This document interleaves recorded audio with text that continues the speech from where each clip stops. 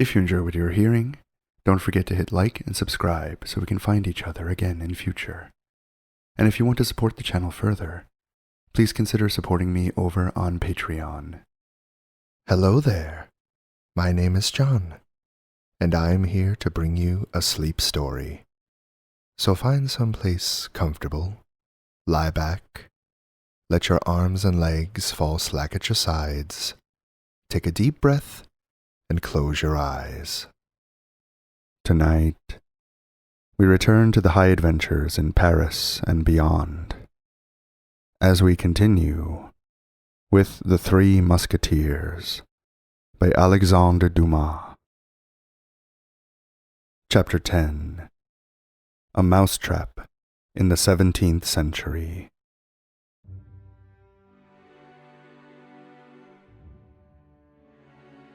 The invention of the mousetrap does not date from our days. As soon as societies, in forming, had invented any kind of police, that police, in its turn, invented mousetraps. As perhaps our readers are not familiar with the slang of the Rue de Jerusalem, and that it is 15 years since we applied this word, for the first time, to this thing, allow us to explain to them what a mousetrap is. When in a house, of whatever kind it may be, an individual suspected of any crime be arrested, the arrest is held secret. 4 or 5 men are placed in ambuscade in the first apartment. The door is open to all that knock. It is closed after them, and they are arrested. So that at the end of 2 or 3 days they have in their power almost all the familiars of the establishment, and that is a mousetrap. The apartment of Master Bonacieux then became a mousetrap, and whoever appeared there was taken and interrogated by the cardinal's people. It must be observed that as a private passage led to the first floor, in which D'Artagnan lodged, those who called to see him were exempted from this. Besides, nobody came thither but the 3 Musketeers. They had all been engaged in earnest search and inquiries, but had discovered nothing. Athos had even gone so far as to question Monsieur de Tréville, a thing which, considering the habitual mutuism of the worthy musketeer, had very much astonished his captain. But Monsieur de Tréville knew nothing, except that the last time he had seen the cardinal, the king, and the queen, the cardinal looked very thoughtful, the king uneasy, and the redness of the queen's eyes denoted that she had been deprived of sleep, or had been weeping. But this last circumstance was not at all striking, as the queen, since her marriage, had slept badly and wept much. Monsieur de Tréville requested Athos, whatever might happen, to be observant of his duty to the king, but more particularly to the queen, begging him to convey his desires to his comrades. As to D'Artagnan, he did not stir from his apartment. He converted his chamber into an observatory. From his windows he saw all come who were caught. Then, having removed some of the boarding of his floor, and nothing remaining but a simple ceiling between him and the room beneath, in which the interrogatories were made, he heard all that passed between the inquisitors and the accused. The interrogatories, preceded by a minute's search operated upon the persons arrested, were almost all thus conceived. Has Madame Bonacieux sent anything to you for her husband, or any other person? Has Monsieur Bonacieux sent anything to you for his wife, or for any other person? Has either the one or the other confided anything to you by word of mouth? If they were acquainted with anything, they would not question people in this manner, said D'Artagnan to himself. Now, what is it they want to know? Why, if the Duke of Buckingham is in Paris, and if he has not had, or is not to have, some interview with the Queen? D'Artagnan was satisfied with this idea, which, after all he had heard, was not wanting in probability. In the meanwhile, the mousetrap continued in operation, as likewise did D'Artagnan's vigilance. On the evening of the day after the arrest of poor Bonacieux, as Athos had just left D'Artagnan to go to Monsieur de Tréville's, as 9 o'clock had just struck, and as Planchet, who had not yet made the bed, was beginning his task, a knocking was heard at the street door. The door was instantly opened and shut. Someone was taken in the mousetrap. D'Artagnan flew to his hole, and laid himself down on the floor at full length to listen. Cries were soon heard, and then moans, which someone appeared to be endeavoring to stifle. There were no interrogatories. "The devil!" said D'Artagnan to himself. "It is a woman. They are searching her. She resists. They use force. The scoundrels!" In spite of all his prudence, D'Artagnan restrained himself with great difficulty from taking a part in the scene that was going on below. "But I tell you that I am the mistress of the house, gentlemen. I tell you I am Madame Bonacieux. I tell you I belong to the Queen," said the unfortunate woman. "Madame Bonacieux," murmured D'Artagnan.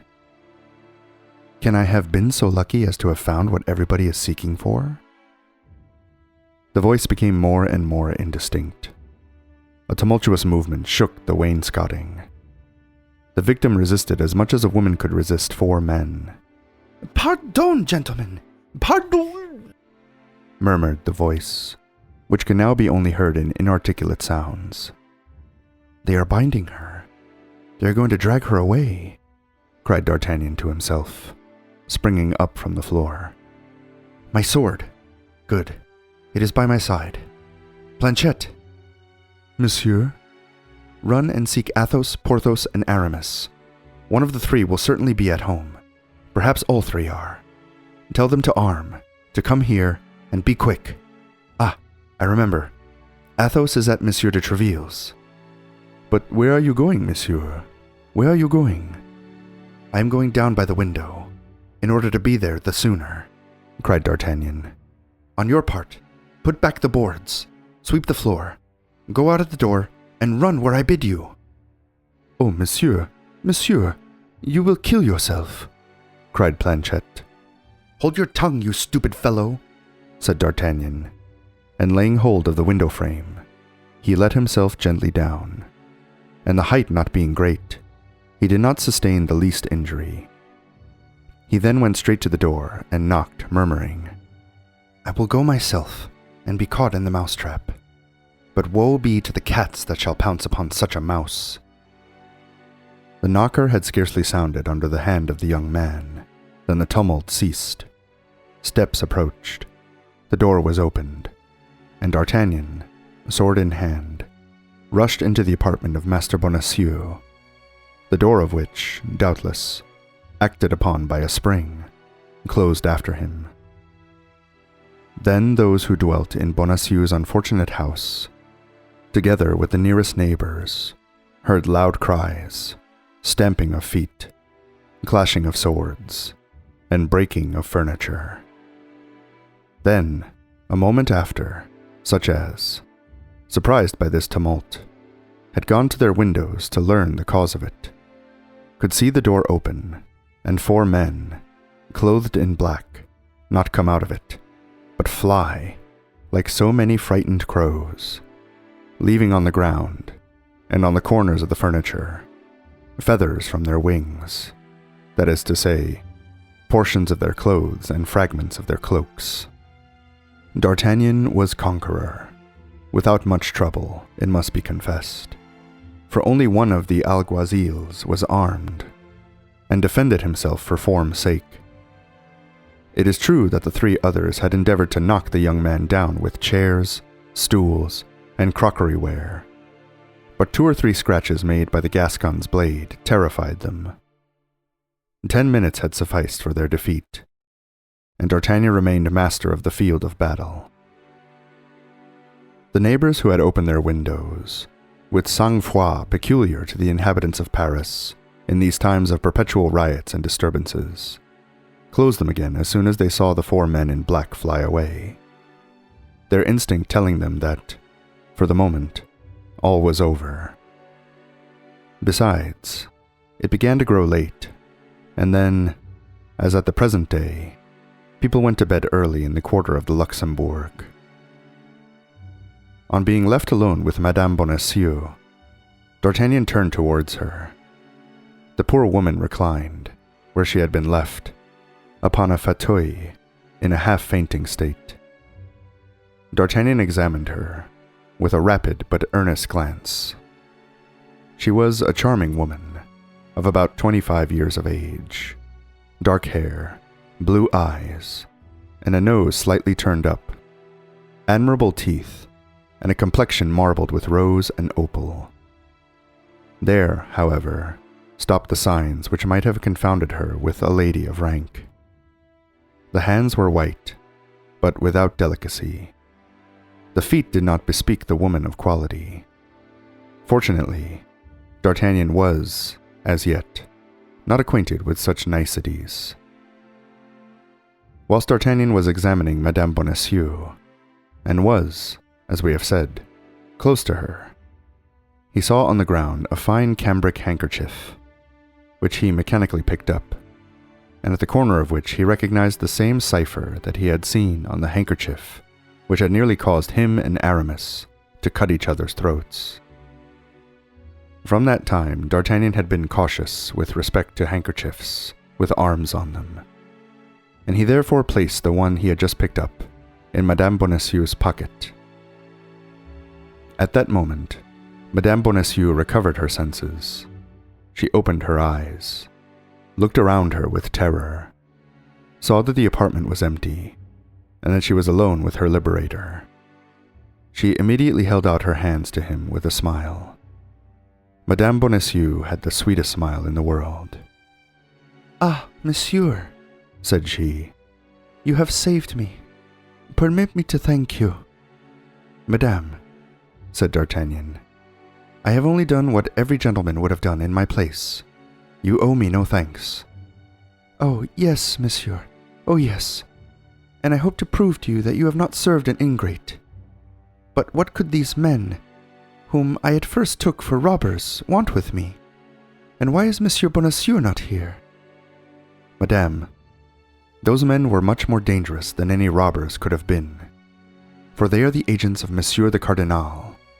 And as to your husband, Monsieur Bonacieux, he is not here, because he was yesterday evening taken away to the Bastille." "My husband in the Bastille?" cried Madame Bonacieux. "Oh, good God, what could he have done?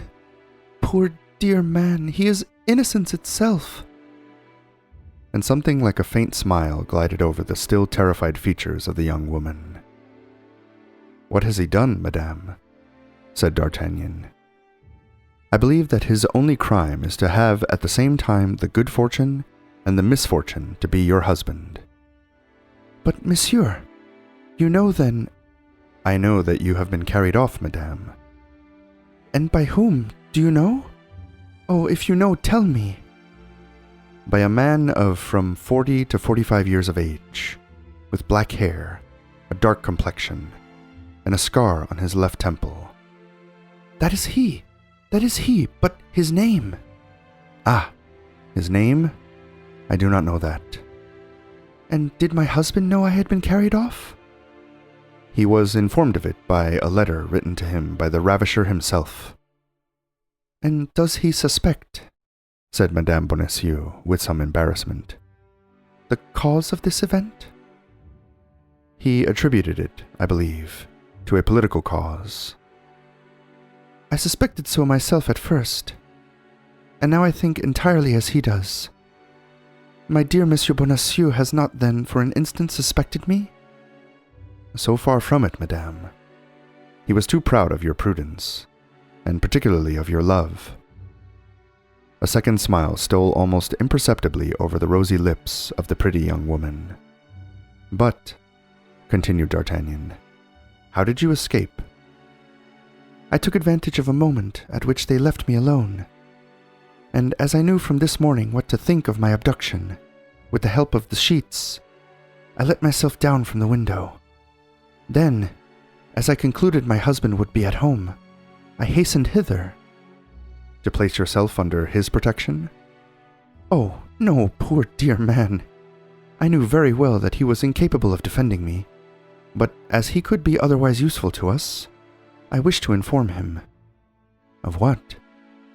Oh, that is not my secret. I must not, therefore, tell you. Besides, said D'Artagnan, pardon me, madame, if, guard as I am, I remind you of prudence. Besides, I believe we are not here in a very proper place for imparting confidences. The men I have put to flight will return reinforced. If they find us here, we are lost.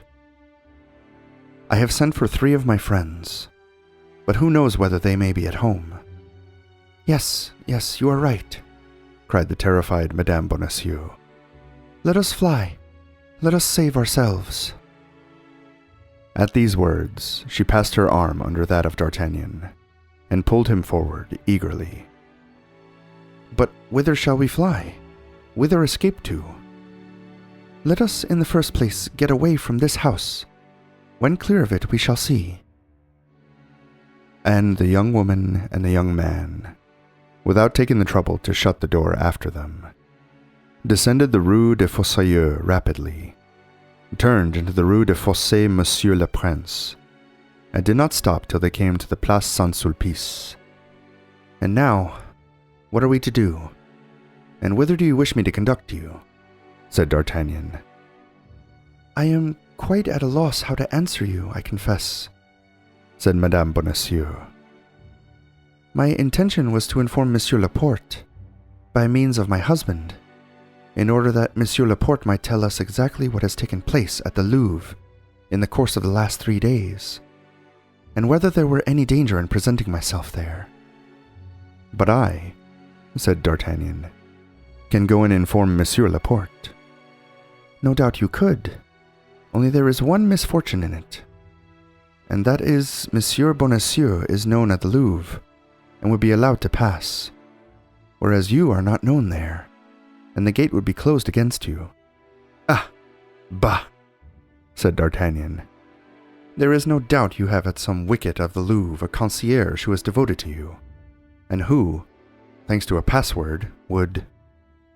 Madame Bonacieux looked earnestly at the young man. And if I give you this password, said she, would you forget it as soon as you had made use of it? Parole d'honneur, by the faith of a gentleman, said D'Artagnan, with an accent so truthful, no one could mistake it. Then I believe you. You appear to be a brave young man. Besides, your fortune, perhaps, is at the end of your devotedness. I will do, without a promise, and voluntarily, all that I can do to serve the king and be agreeable to the queen. Dispose of me, then, as a friend. But where shall I go in the meanwhile? Do you know no one from whose house Monsieur Laporte can come and fetch you? No, I know no one to whom I dare trust. Stop, said D'Artagnan. We are near Athos's door. Yes, here it is. Who is this Athos? One of my friends.